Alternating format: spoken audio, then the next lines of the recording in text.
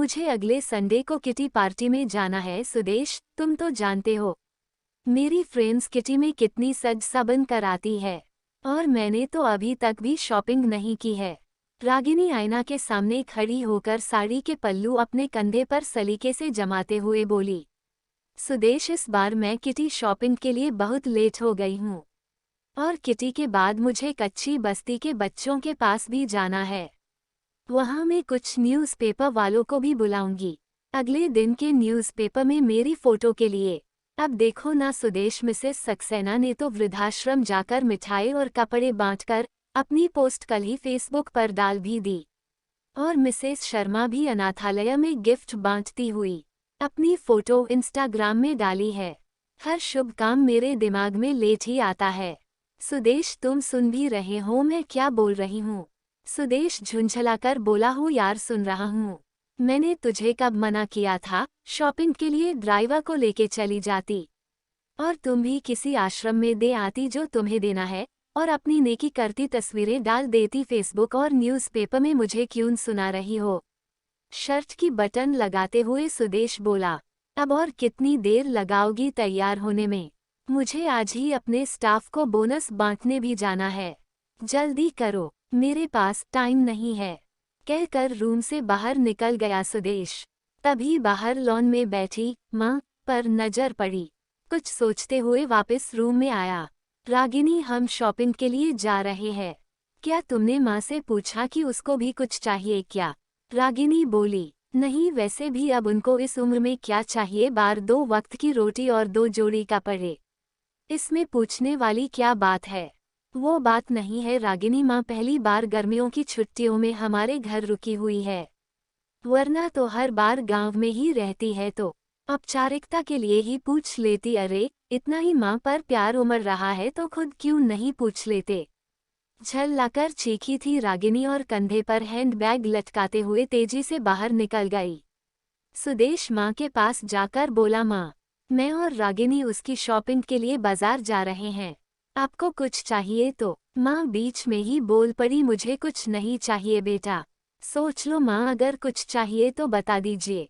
सुदेश के बहुत जोर देने पर माँ बोली, ठीक है तुम रुको, मैं लिख कर दे देती हूँ, तुम्हें और बहू को बहुत खरीदारी करनी है, कहीं भूल ना जाओ कहकर सुदेश की माँ अपने कमरे में चली गई। कुछ देर बाद बाहर आई और लिस्ट सुदेश को थमा दी। सुदेश ड्राइविंग सीट पर बैठते हुए बोला, देखा रागिनी माँ को भी कुछ चाहिए था पर बोल नहीं रही थी, मेरे जिद करने पर लिस्ट बना कर दी है। इंसान जब तक जिंदा रहता है रोटी और कपड़े के अलावा भी बहुत कुछ चाहिए होता है। अच्छा बाबा ठीक है, पर पहले मैं अपनी ज़रूरत की सारी सामान लूंगी, बाद में आप अपनी माँ का लिस्ट देखते रहना, कहकर कार से बाहर निकल गई। पूरी खरीदारी करने के बाद रागिनी बोली, अब मैं बहुत थक गई हैं, मैं कार में ऐप चालू करके बैठती हूँ, आप माँ जी का सामान देख लो।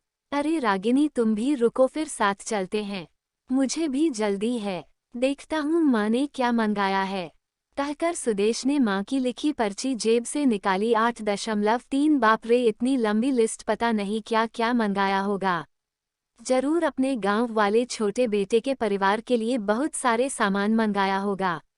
और बनो श्रवण कुमार, कहते हुए गुस्से से सुदेश की ओर देखने लगी, पर ये क्या, सुदेश की आंखों में आंसू, और लिस्ट पकड़े हुए सुदेश का हाथ सूखे पत्ते की तरह हिल रहा था, पूरा शरीर कॉप रहा था। रागिनी बहुत घबरा गई, क्या हुआ, ऐसा क्या मांग ली है तुम्हारी माँ ने, कहकर सुदेश की हाथ से पर्ची झपट ली। हैरान थी रागिनी भी, इतनी बड़ी पर्ची में बस चंद शब्द ही लिखे थे। पर्ची में लिखा था, बेटा सुदेश, मुझे तुमसे किसी भी अवसर पर कुछ नहीं चाहिए, फिर भी तुम जिद कर रहे हो तो, और तुम्हारे शहर की किसी दुकान में अगर मिल जाए तो फुर्सत के कुछ पल मेरे लिए लेते आना। ढलती सांझ हो गई हूँ अब मैं सुदेश, मुझे गहराते अंधियारे से डर लगने लगा है, बहुत डर लगता है, पल पल मेरी तरफ बढ़ रही मौत को देखकर। जानती हूँ मौत को टाला नहीं जा सकता, शाश्वत सत्य है, पर अकेलेपन से बहुत घबराहट होती है सुदेश, इसलिए बेटा जब तक तुम्हारे घर पर हूँ कुछ पल बैठा कर मेरे पास, कुछ देर के लिए ही, सही बांट लिया कर मेरे बुढ़ापे का अकेलापन। अपने साथ बिन दीप जलाए ही रोशन हो जाएगी मेरी जीवन की सांझ बेटा। कितने साल हो गए बेटा तुझे स्पर्श ही नहीं किया। एक बार फिर से आ, मेरी गोद में सर रख और मैं ममता भीजे हथेली से सहलाऊं तेरे सर को एक बार फिर से इतराए मेरा हृदय। मेरे अपनों को करीब बहुत करीब पाकर बेटा और फिर मुस्कुरा कर मिलूं मौत के गले। क्या पता बेटा अगली गर्मी की छुट्टियों तक रहूं या ना रहूं। पर्ची की आखिरी लाइन पढ़ते पढ़ते रागिनी की भी आंखें नम हो गईं। दोस्तों, जवानी तो कैसे भी कट जाती है, पर बुढ़ापे में औलाद के बिना नहीं कटती। अकेला बुढ़ापा बड़ा डरावना हो जाता है।